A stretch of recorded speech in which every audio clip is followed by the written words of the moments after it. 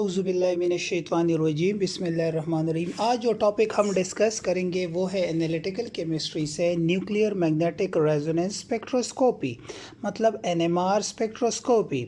सबसे पहले न्यूक्लियर का मतलब है न्यूक्लियस, मैग्नेटिक का मतलब है मैग्नेटिक फील्ड और रेजोनेंस का मतलब है जब किस दो चीज़ों की फ्रिक्वेंसी मैच हो जाए तो वो रेजोनेट करता है, स्पिन करता है। इसी को न्यूक्लियर मैग्नेटिक रेजोनेंस कहते हैं एंड इस टेक्निक को न्यूक्लियर मैग्नेटिक रेजोनेंस स्पेक्ट्रोस्कोपी कहते हैं। अब आपको पता है कि स्पेक्ट्रोस्कोपी किसको कहते हैं। So the interaction of electromagnetic radiation with matter is called spectroscopy. कि जब आप इलेक्ट्रोमैग्नेटिक रेडिएशन की इंटरेक्शन करते हो किसके साथ, मैग्नेटिक फील्ड के साथ, तो इसको हम केमिस्ट्री में कहते हैं स्पेक्ट्रोस्कोपी। अब अगर आप देखें जो हमारे कोर्स में है वो है प्रोटॉन एनएमआर। प्रोटॉन एनएमआर भी होता है, कार्बन 13 एनएमआर भी होता है, लेकिन प्रोटॉन एनएमआर हम इसलिए पढ़ते हैं क्योंकि proton is the lightest nuclei. ठीक है। So what is proton NMR? An analytical technique, ये एक एनालिटिकल टेक्निक है determine the frequency difference of nuclear magnetic resonance of proton या हाइड्रोजन इन ऑर्गेनिक कंपाउंड। कि ये एक एनालिटिकल टेक्निक है जिसमें हम फ्रीक्वेंसी डिफरेंस मालूम करते हैं न्यूक्लियर मैग्नेटिक रेजोनेंस किसकी, डिफरेंट प्रोटॉन्स की इन ऑर्गेनिक कंपाउंड।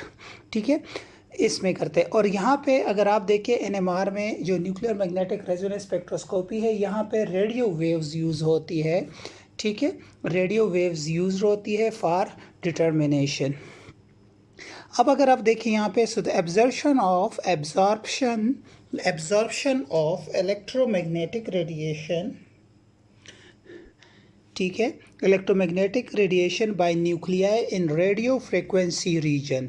इसमें एब्जॉर्प्शन न्यूक्लियाई किस रीजन में करता है, रेडियो फ्रिक्वेंसी रीजन में करता है। जिसको अगर आप देखें सो 4 to 9 मेगाहर्ट्ज़ जिसकी फ्रिक्वेंसी होती है, या 10⁵ to 10⁹ हर्ट्ज़ होती है। और अगर इसकी वेवलेंथ देखें सो 10⁻³ to 10⁻0 मीटर होती है। अब सवाल एराइज होता है कि कौन से न्यूक्लियाई एब्जॉर्प्शन करते हैं रेडियो फ्रिक्वेंसी की। सो न्यूक्लियाई विद ऑड प्रोटॉन और न्यूट्रॉन, वो न्यूक्लियाई जिसमें ऑड नंबर ऑफ प्रोटॉन या न्यूट्रॉन होते हैं या दोनों होते हैं, वो स्पिन करते हैं like electron, like carbon 13, hydrogen 1, nitrogen 15, fluorine 19 and phosphorus, जिसमें ऑड एटॉमिक नंबर हो। सिंपली आप ये कह सकते हो जिनका ऑड एटॉमिक नंबर हो सो वो जनरली क्या करता है, वो शो करता है, या जिसमें ऑड नंबर ऑफ प्रोटॉन हो वो क्या करते हैं, एनएमआर एक्टिव होते हैं। या जिसमें न्यूट्रॉन ऑड होते हैं वो भी एनएमआर एक्टिव होते हैं, या दोनों अगर उसमें ऑड हो तो वो एनएमआर एक्टिव, अगर इवन हो तो वो एनएमआर इनएक्टिव होते हैं। ठीक है। और इनकी स्पिन जो होती है प्रोटॉन न्यूट्रॉन की ऑड, ये लाइक इलेक्ट्रॉन होती है, हाफ स्पिन होती है। अब those nuclei which have odd proton and neutron spin about it axis, ये and act as a tiny magnet like hydrogen है। सो ये अपने एक्सिस पे स्पिन करता है लाइक इलेक्ट्रॉन, और इसकी स्पिन क्लॉकवाइज भी हो सकती है और एंटी क्लॉकवाइज भी हो सकती है, डिपेंड करता है मैग्नेटिक फील्ड के अलाइनमेंट पे। अब यहाँ पे ये एक टीनी मैग्नेट है, नॉर्थ पोल है और ये साउथ पोल है। अब nuclei having even number of proton and neutron are inactive, और वो न्यूक्लियाई जिसमें इवन नंबर ऑफ प्रोटॉन या न्यूट्रॉन होते हैं वो इनएक्टिव होते हैं, किसमें, एनएमआर में। अब इसका बेसिक प्रिंसिपल क्या है, विदाउट एक्सटर्नल मैग्नेटिक फील्ड, जब एक्सटर्नल मैग्नेटिक फील्ड नहीं होती ऑर्गेनिक कंपाउंड में, तो इसके जो हाइड्रोजन है वो रैंडमली अलाइंड होते हैं लाइक दैट। लेकिन जब आप एक्सटर्नल मैग्नेटिक फील्ड अप्लाई करते हो तो न्यूक्लियाई अलाइन देमसेल्फ, न्यूक्लियाई ख़ुद को अलाइन करते हैं with external magnetic field plus spin, या against external magnetic field minus half spin. ये जो हायर एनर्जी स्टेट है इसको बीटा स्टेट कहते हैं, जो लोअर एनर्जी स्टेट है इसको अल्फ़ा स्टेट कहते हैं। ठीक है। और अल्फ़ा स्टेट में ज़्यादा स्टेबल होते हैं प्रोटॉन और बीटा स्टेट में ज़्यादा स्टेबल नहीं होते। सो यहाँ पे ये प्रोटॉन रैंडमली अरेंज्ड है, कुछ क्लॉक कुछ एंटी। लेकिन जैसे ही आप मैग्नेटिक फील्ड अप्लाई करते हो यहाँ पे, सो जब आप मैग्नेटिक फील्ड अप्लाई करते हो यहाँ पे, सो यहाँ पे आप when you applied magnetic field, so जब आप मैग्नेटिक फील्ड अप्लाई करते हो सो होता क्या है कि कुछ न्यूक्लियाई ख़ुद को यहाँ पे E1 में अलाइन कर देते हैं अल्फ़ा स्टेट में, और कुछ यहाँ पे E2 में बीटा स्टेट में। ठीक है, इन दोनों के दरमियान जो एनर्जी डिफरेंस है वो डेल ई के बराबर होता है। अब यहाँ पे देखिए, ये लेट सपोज हाइड्रोजन का एक टीनी मैग्नेट है साउथ, और ये applied external magnet north south. तो होता है कि जब नॉर्थ नॉर्थ इसके पास आते हैं तो ये स्पिन कर देता है, ये साउथ इसके सामने हो जाता है तो ये अट्रैक्ट कर देता है, और यहाँ पे ये स्टेबल हो जाता है विद हाफ स्पिन या अल्फा स्टेट। यहाँ पे ये नॉर्थ नॉर्थ सामने होते हैं तो ये ऊपर चला जाता है with a negative spin, unstable and high energy होती है। अब इंपॉर्टेंट पॉइंट सुने, at specific magnetic field and frequency या at particular magnetic field and frequency of radio waves some nuclei change their spin state and it is called spin flipping. जब एक particular magnetic field और frequency radio waves आप apply करते हो तो कुछ nuclei अपने स्पिन स्टेट चेंज कर देते हैं, और इसको केमिस्ट्री में क्या कहते हैं, स्पिन क्लिफिंग। या आसान एग्जांपल, जब यहाँ से हम एक्सटर्नल मैग्नेटिक फील्ड पे रेडियो वेव्स अप्लाई करते हैं तो ये वाला जो है ये अपना स्पिन चेंज कर देते, ऊपर चला जाता है विद अ नेगेटिव स्पिन।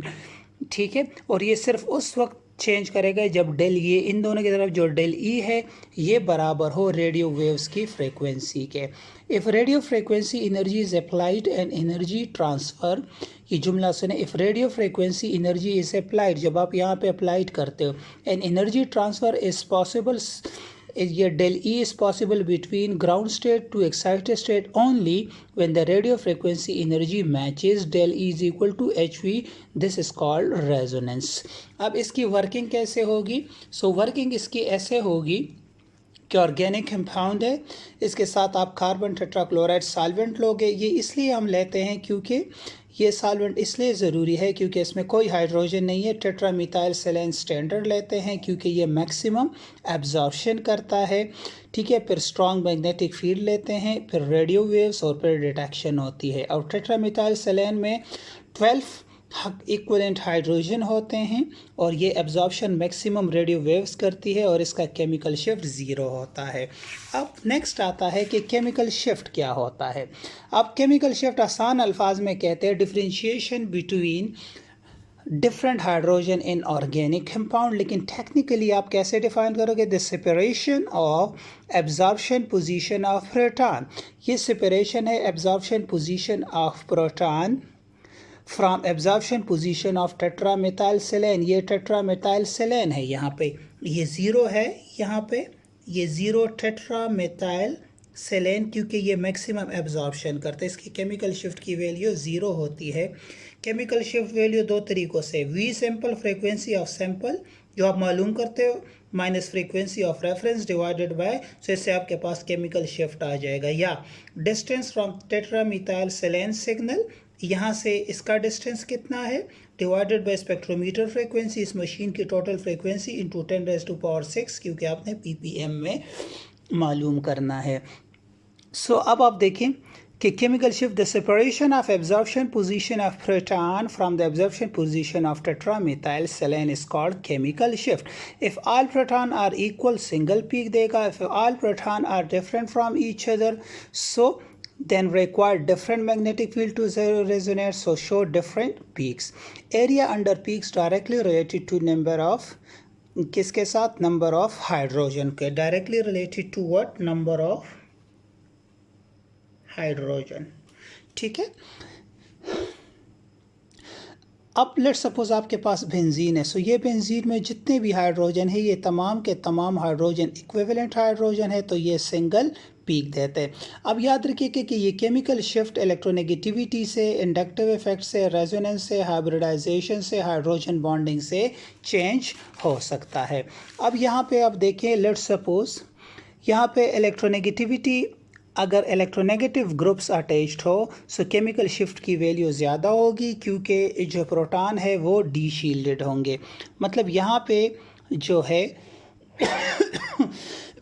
यहाँ पे जो है ये डी शील्डेड है,